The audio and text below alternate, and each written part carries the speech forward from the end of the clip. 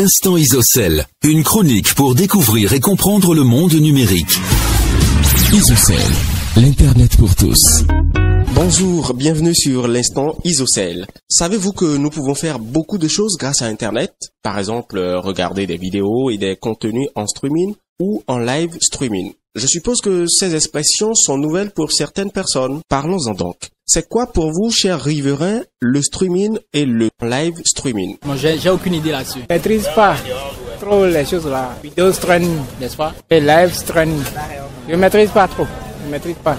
Je n'en ai aucune idée. Ce sont des mots nouveaux pour moi. Ce sont des thèmes nouveaux pour moi. Moi, vidéo en streaming et live en streaming. Vraiment des thèmes nouveaux pour moi. Mais vidéo, c'est une sorte de mélange de voix et d'animation. Live, c'est ce qui se vit, en fait, ce qui se fait au fur et à mesure. Instant Isocèle, une chronique pour découvrir et comprendre le monde numérique. Clovis Alironou, bonjour. Bonjour Aboubacar, bonjour amis auditeurs.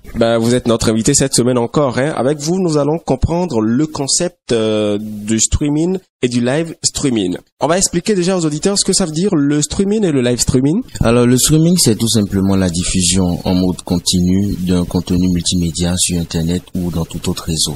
Alors que le live streaming voudrait dire que ce contenu-là est actuellement en train de se passer. On est en train de diffuser du live. Qu'est-ce qui pourrait être diffusé en continu grâce au streaming ou au live streaming? Quels sont des exemples de contenus qu'on pourrait passer en streaming? Un film peut être diffusé en streaming sur Internet. On en retrouve beaucoup aujourd'hui sur YouTube ou sur certains sites spécialisé dans la diffusion de films. Un événement comme un concert peut être diffusé en live streaming, une réunion peut être diffusée en live streaming, et ainsi de suite. Tout comme l'enregistrement de la chronique pourrait être aussi diffusé en streaming? Tout comme l'enregistrement de la chronique peut être diffusé en streaming. Quel est le principe alors de fonctionnement du streaming et du live streaming? Dites-nous.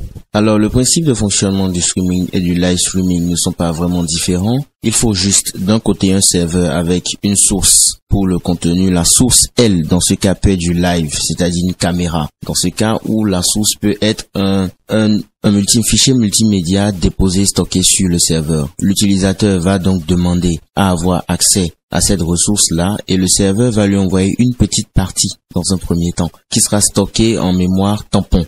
C'est pour ça que nous allons remarquer que lorsque nous lançons des vidéos en streaming, il y a un petit moment qui s'arrête avant que le contenu ne se mette à être diffusé. Dès que la mémoire tampon est remplie, le streaming va commencer. Nous allons pouvoir commencer à voir la vidéo ou à entendre ce qu'on est en train de jouer. On comprend clairement qu'il existe plusieurs types de streaming. Qu'est-ce que vous en dites? Alors effectivement, il existe deux modes de diffusion en streaming. Il y a le mode de diffusion en continu et le mode de diffusion progressif. Alors dans le mode de diffusion en continu, le serveur, lui, il va diffuser un seul type de fichier. Il ne va pas prendre en compte la connexion de l'utilisateur, l'état de l'équipement de l'utilisateur. Lorsque vous êtes face à un mode de diffusion en continu et que vous avez une petite connexion Internet, vous aurez vraiment de temps d'arrêt avant de pouvoir regarder le contenu. Alors que dans la diffusion en mode progressif, le serveur va s'adapter à la connexion de l'utilisateur. C'est suivant la connexion de l'utilisateur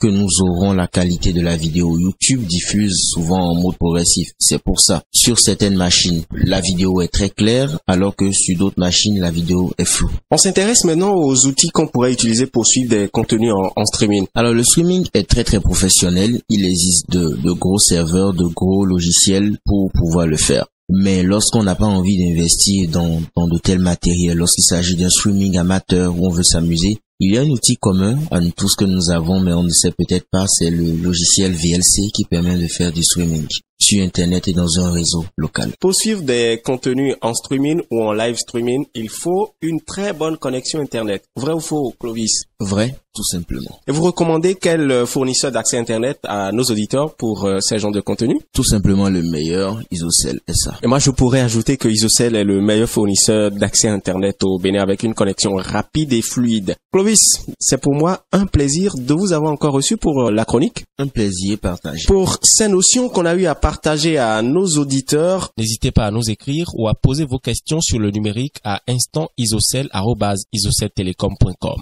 Retrouvez également cette chronique sur YouTube en tapant Isocèle officiel ou sur le www.isocèletelecom.com.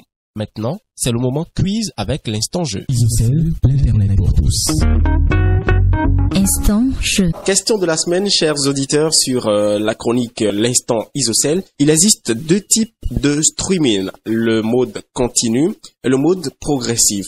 Vrai ou faux? Envoyez vos réponses au 94 93 93 en tapant Instant Jeu, puis les réponses suivies de vos noms et prénoms. Les gagnants seront directement contactés et invités à récupérer leur lot à la direction commerciale d'Isocèle à Saint-Michel en face du Hall des Arts. Aboubacar Sadikou, j'ai eu du plaisir à vous présenter ce magazine. Merci à toute l'équipe de production. Rendez-vous à la semaine prochaine.